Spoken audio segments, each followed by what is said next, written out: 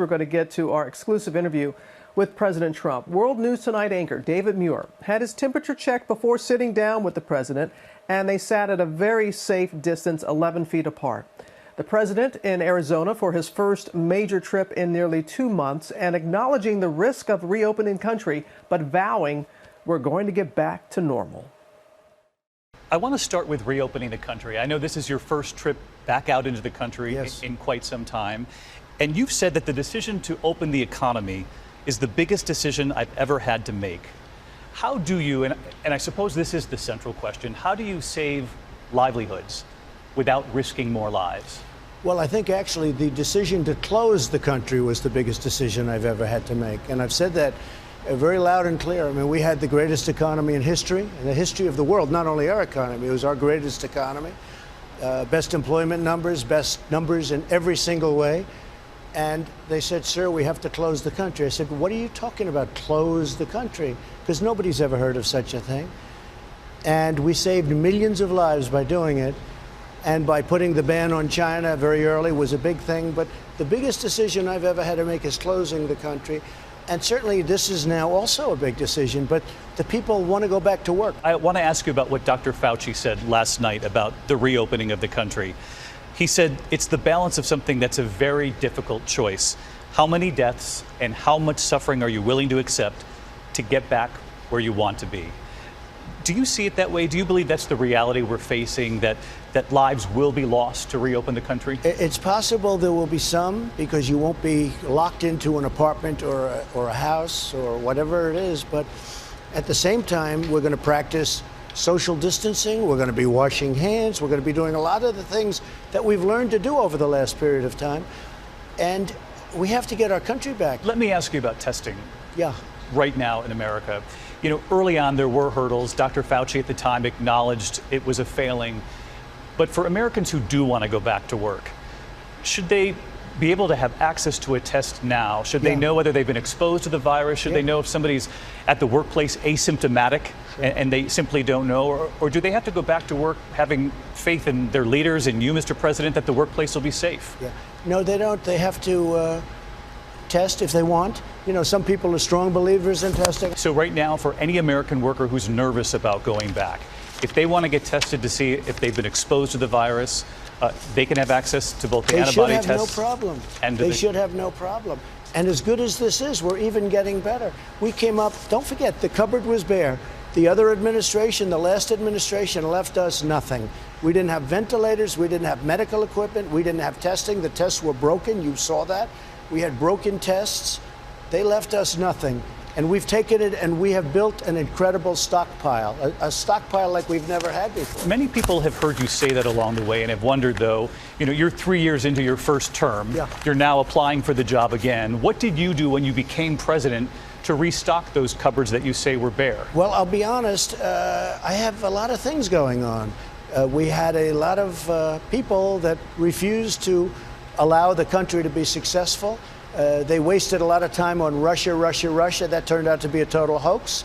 Then they did Ukraine, and that was a total hoax. Then they impeached the President of the United States for absolutely no reason. There were 2 new studies out in the last 24 hours. One was from Johns Hopkins that said the death rate could double if we're not careful with this reopening of America by June, the daily death rate. The University of Washington saying we could have 135,000 Americans dead by August. What do you make of those numbers, Mr. President? A couple of things. First of all, these models have been so wrong from day one, both on the low side and the upside. They've been so wrong. They've been so out of whack. And they keep making new models, and they're wrong. Those models that you're mentioning are talking about without mitigation. But let me ask you, because you've responded to those 2 new studies out with these forecasts, your own numbers have shifted over time. They have. You said 60,000 Americans could die. That's what you said last week. I watched your town hall over the weekend. You said 75, 80 to 100,000 people could die. Which models are you looking at? And what should Americans be prepared for as we reopen the country and head into the fall where we could see a potential second wave? Well, the upper number was, as you know, 2.2 million people. And then there are some models or charts that showed higher than that. But 2.2 million people. I always felt 60, 65, 70, as horrible as that is, I mean, you're talking about filling up Yankee Stadium with death. So I thought it was horrible, but it's probably going to be somewhat higher than that. Let me ask you, because people will look back, and we have an election 6 months from now. They're going to look back to the beginning of this, and they're going to wonder what you knew and when you knew it. And I have no interest in going back over everything you said, but there was one thing you said that perhaps you could clarify. You said this was at the end of February. A full month had gone by. You'd stopped travel from China. And you said of the cases here in the U.S., when you have 15 people, and when the 15 within a couple of days is going to go down to 0, that's a pretty good job we've done. Help me understand that moment. Did you really think we were going to have 15 cases in the U.S.? So let me, I said you would say worse than that. I said one person one time, and it's true. There was a time when we had one person in this country. We knew about it, we worked on it, but we had one person, it mushroomed, the 15 people mushroomed. Other people were coming in also from Europe. Don't forget. But we're at more than 1 million cases now. But don't forget, in January, okay, let's talk about cases. You know why you're at 1 million cases? Because we have more testing than anybody else. If we tested as much as these countries down here, okay, who don't do very much testing at all. I understand the argument you're making. But look at your question. No, but you understand there's a huge disparity between 15 and more than 1 million cases. What was it, an intelligence failure? Where was the breakdown that we didn't know the scope of this? Look, let me tell you this.